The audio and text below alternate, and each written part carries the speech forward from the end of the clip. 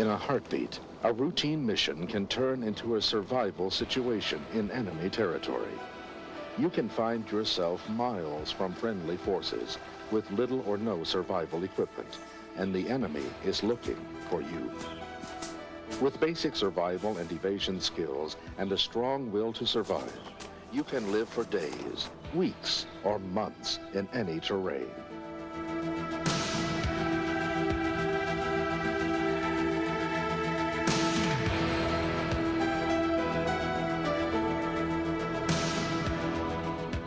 One of your concerns in a survival situation will be food. When you are moving to evade hostile forces, you expend energy rapidly. The stress of survival saps your energy too. You will need food to fuel your lost energy and to maintain life. In evaluating your need for food in a survival situation, size up your situation. A human with an average amount of body fat can survive up to a month without eating. You should not eat if you don't have water, but prolonged periods without food can seriously weaken you and your will to live. Fatigue, anxiety, and poor judgment can accompany the early stages of food deprivation. Before you find yourself in a survival situation, prepare for the possibility by carrying a personal survival kit on every mission. A few pieces of basic survival equipment can make the difference between living because you can eat and dying of starvation. A knife is an important tool for many steps of food procurement and preparation. Carry something for starting fires. Many animals and plants must be cooked to make them safe to eat. A few feet of 550 cord can be valuable. The small cords inside the shell can be used for fishing and setting traps. When you are evading enemy forces, security is always your top priority. Food procurement should be considered when the tactical situation warrants it and when you need food to keep moving. Take advantage of opportunities for food if they don't jeopardize your safety. You might find berries near a hide site or come across an animal in movement. Other food procurement should be conducted from a secure hole-up site off the lines of drift. There are many sources of food in the wilderness. Pound for pound, meat provides more nutrients than vegetation. With a few exceptions, anything that walks, swims, crawls, or flies can be used for survival food. Even animals already dead but not completely decomposed can be eaten when thoroughly cooked.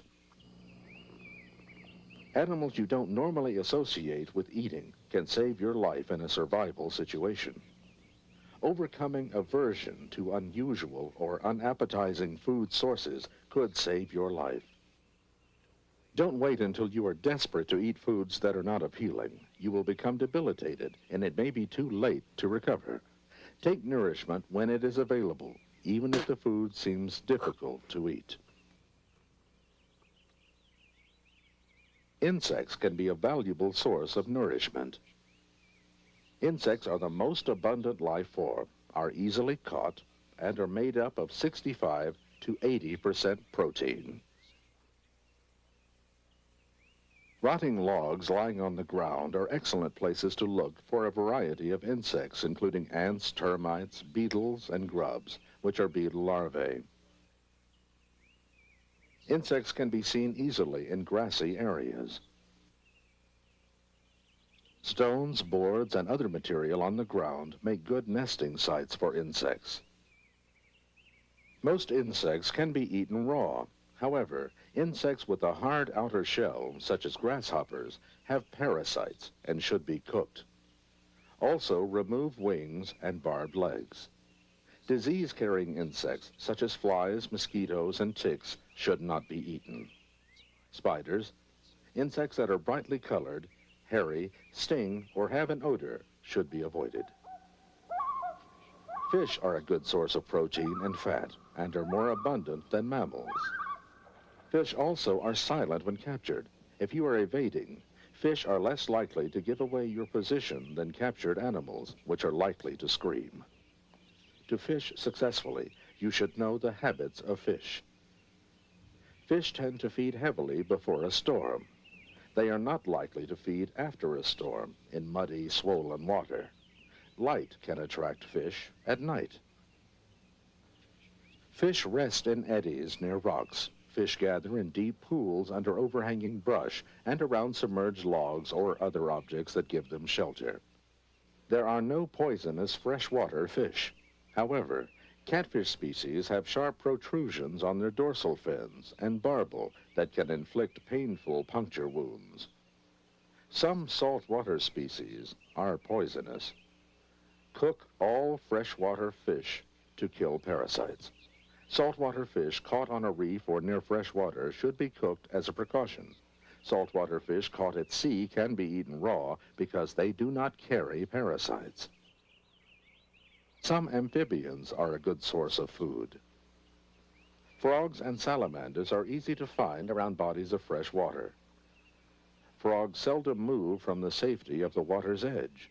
When they sense danger, they jump into the water and bury themselves in the mud. There are few poisonous species of frog. Avoid a brightly colored frog or one with a distinct X on its back. Some toads have poisonous skin and should not be handled or eaten. You can distinguish a toad from a frog by its dry, warty skin. Frogs have smooth, wet skin. Salamanders can be found around rocks and mud banks near fresh water. They can range from a few inches to more than 2 feet in length. Frogs and other amphibians should be cooked before eating. Reptiles such as snakes and lizards are a good source of protein and are relatively easy to catch and are tasty. In warm weather, you can find snakes in shade under rocks and logs. In cooler weather, they lie in warm spots in the sun. Poisonous snakes are edible, but should be treated carefully to avoid a bite. Handle all snakes as if they are poisonous. Reptiles should be cooked, but in an emergency, you can eat them raw. Because they are cold-blooded, they don't carry the blood-borne diseases of warm-blooded animals. Avoid the common box turtle. They eat poisonous mushrooms, and the poison can be passed on to you. All species of birds are edible, but must be cooked. As with any wild animal, you must understand birds' common habits to have a realistic chance of capturing them. Birds tend to have regular flyways from the roost to a feeding area and water. Careful observation can show you where flyways are. Roosting sites and water holes are the best places for trapping and snaring birds. Eggs also are a good food source. Remove all but 2 or 3 eggs and mark the ones you leave. The bird will continue to lay more eggs to fill the clutch, and you can continue to take eggs, always leaving the ones you have marked. Mammals are excellent protein sources and the most appealing food source for Americans. All mammals are edible, but must be cooked to destroy blood-borne diseases. You must exercise care when trapping mammals in an evasion situation. The enemy may detect traps or snares on land. Also handle mammals with care. Nearly all mammals will bite in self-defense. In a survival situation, unless a good opportunity to procure large game presents itself, you should concentrate on more abundant small animals. In an evasion situation, when the sound of a gunfire could reveal your position and endanger you, trapping or snaring wild game is preferred for procuring animals. To effectively trap or snare, you must be familiar with the species of animal you intend to catch. You must be able to construct an appropriate trap for the animal you want, and you must not alarm prey by leaving signs of your presence. There is no one trap that is right for all animals. You must determine what species are in a given area and set your traps with those animals in mind. To find out what animals are in an area and where they are, look for runs and trails, tracks, droppings, chewed or rubbed vegetation, nesting or roosting sites, and feeding and watering areas. Position traps and snares where there is evidence of animals. A trail shows signs of use by several species. A run is less distinct and will show signs of one species. In a hostile environment, trap and snare concealment are critical.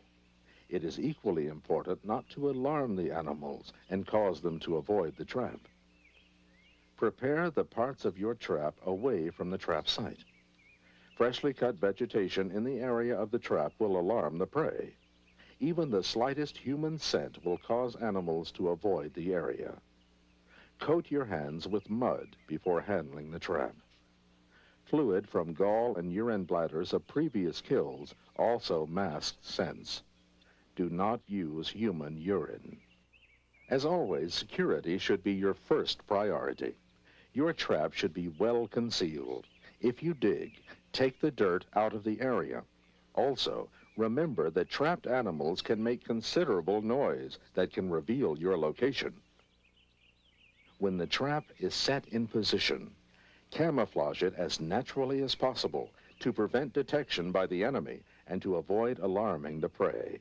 Traps or snares placed on a trail or run should use channelization to lead the animals into the trap. To build a channel, construct a funnel-shaped barrier from surrounding natural material.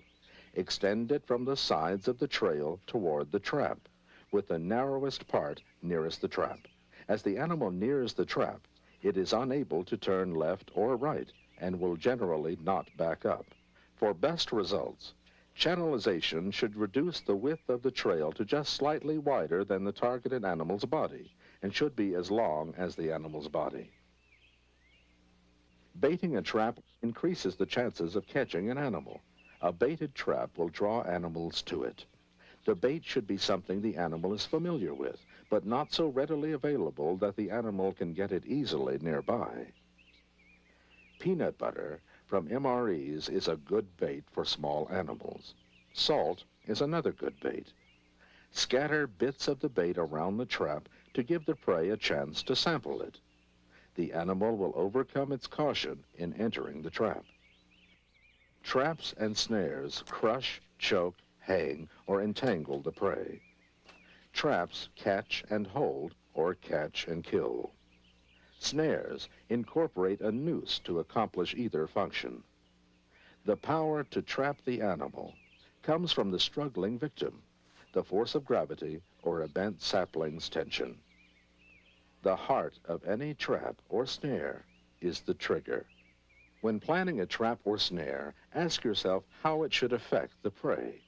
What is the source of power? And what will be the most efficient trigger? A simple snare consists of a noose placed over a trail or den hole and attached to a firmly planted stake. The noose should be large enough to pass freely over the animal's head. Wire makes the best noose for a single snare. It is less likely than cordage to slip off the animal's neck. Use a drag noose on an animal run. To make a drag noose, place sticks on either side of the run and lay a sturdy cross member across them. Tie the noose to the cross member and hang it at a height that will pass over the animal's head. As the noose tightens around the animal's neck, the animal pulls the cross member from the forked sticks and drags it along. The surrounding vegetation catches the cross member and the animal becomes entangled.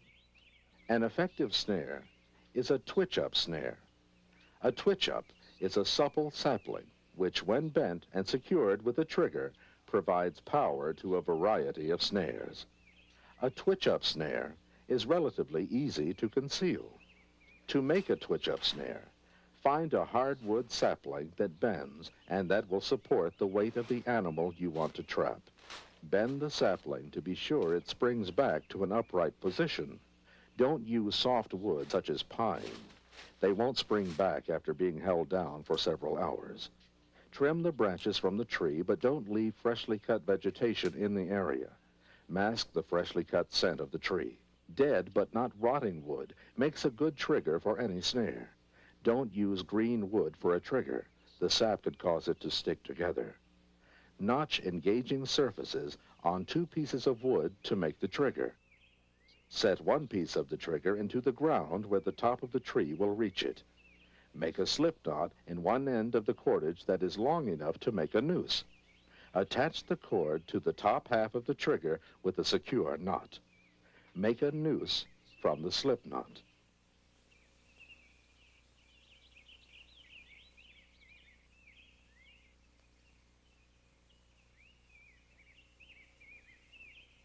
Prop the noose on small twigs so it hangs over the trail at head height for the animal you are trapping. The twitch-up snare should spring with only a slight tug against the noose. The twitch-up snare will hang the animal. Channelize the trail. The Chippewa bird pole is a snare used by Native Americans for centuries. The best spot for the Chippewa bird pole is a relatively open area, away from tall trees. For best results, place it near feeding areas or watering holes. Cut a main pole of non-resinous wood about 6 or 7 feet long. Sharpen the other end to a point. Drill a hole 1 to 3 inches from the top. Square off one side of the hole. Select a stick 4 to 6 inches long and shape it so that it almost fits into the hole. This is the perch. With the pole planted in the ground, pointed end up, tie a weight about equal to the weight of the targeted species to a piece of cordage. Pass the free end of the cordage through the hole and tie a slip noose that will cover the perch. Tie an overhand knot 1 inch behind the noose. Allow the cordage to slip through the hole until the overhand knot rests against the pole and the bottom of the perch. Spread the noose over the perch, making sure it drapes over both sides. When the bird lands, the perch will fall, releasing the overhand knot and allowing the weight to drop. The noose will tighten around the bird's feet. If the weight is too heavy, it will cut off the bird's feet and allow it to escape. A squirrel pole is an effective snare in an area with a lot of squirrel activity. Lean an 8 to 12-foot pole against a tree that squirrels use. Attach several wire nooses along the sides of a long pole so that a squirrel going up or down the pole will have to pass through one or more of them. Position the nooses about 1 inch off the pole. Put the top and bottom nooses about 18 inches from the top and bottom of the pole to prevent the squirrel from getting solid footing that would allow it to chew through the wire. Squirrels running up and down the pole will get caught in a noose, fall from the pole, and strangle.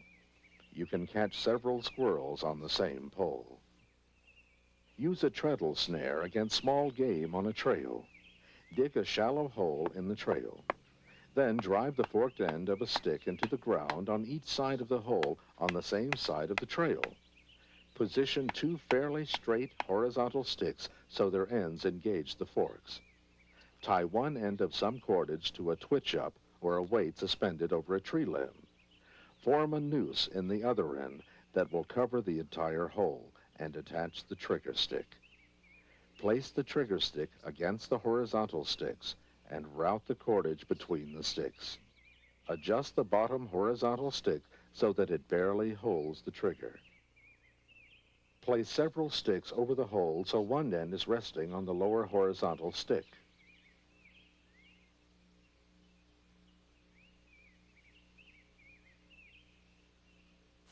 Because the trap disturbs the trail, animals will be wary. Camouflage and put the noose in place. Channelize the trail. As the animal places its foot on a stick across the hole, the bottom horizontal stick moves down, releasing the trigger and allowing the noose to catch the animal by the foot. A Paiute deadfall drops weight onto the prey and crushes it. Tie one end of a piece of cordage to the lower end of a diagonal stick. Tie the other end of the cordage to another stick about 2 inches long. This is the catch stick. Bring the cord halfway around the vertical stick with the catch stick at a 90-degree angle. Place the bait stick with one end against the drop weight or a peg driven into the ground and the other against the catch stick. When an animal disturbs the bait stick, it falls free, releasing the catch stick. As the diagonal stick flies up, the weight falls, crushing the prey. Be cautious when removing animals from a trap. A cornered animal will fight. Club or spear the animal to kill it before you try to remove it from the trap. A swift death is more humane and reduces your chances of a screaming animal revealing your position. Let's review the key points of food and food procurement in a survival situation. You need food to maintain strength and your will to live. You can survive up to a month without food. Don't panic if you can't eat every day, but don't let yourself become too weak. When evading the enemy, security is your top priority. Food procurement should be considered when the tactical situation warrants it, and when you need food to continue movement. Overcome aversion to unusual foods early. It could save your life. Almost anything that flies, crawls, swims, or walks can be eaten. For successful trapping of animals, know their habits. Food is important to survival. It gives you the nourishment you need to keep moving and to make good decisions. It strengthens your will to live, which is your most important ally. Not bad, Sergeant.